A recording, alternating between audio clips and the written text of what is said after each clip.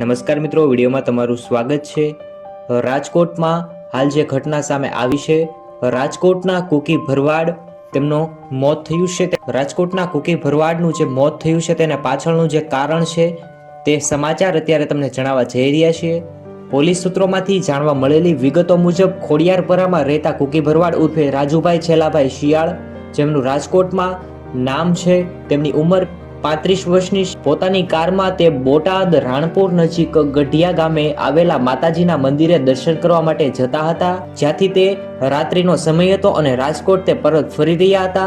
ત્યારે ગઢિયા ગામ આવ્યું ત્યાં તેની કાર જે છે તે થાંભલા સાથે અથડાઈ ગઈ અને ગમખ્વાર અકસ્માત થયો હતો, જેની અંદર ખૂબ જ તેને ઈજા પહોંચી હતી અને તાત્કાલિક તેને બોટાદના આરોગ્ય કેન્દ્રમાં સારવાર માટે ખસેડવામાં આવ્યા હતા, પરંતુ રાજકોટ સિવિલ હોસ્પિટલે લાવતા ફરજ પડતા તબીબે તેને મૃત જાહેર કરવામાં આવ્યો હતો। આવી રીતે એક અકસ્માતને કારણે તેમનો જીવ ગયો છે તેવા સમાચાર અત્યારે સામે આવ્યા છે। રાજકોટમાં કુકી ભરવાડનું મોટું નામ હતું તેવા પણ સમાચાર સામે આવી રહ્યા છે। તો બસ મિત્રો, આજના સમાચાર સમાપ્ત થાય છે। આવી જ રીતે ગુજરાતના અને તમારી આસપાસની પળે પળની માહિતી સૌથી પહેલા જોવા માટે અત્યારે જ આ યુટ્યુબ ચેનલને સબસ્ક્રાઇબ કરો। ધન્યવાદ।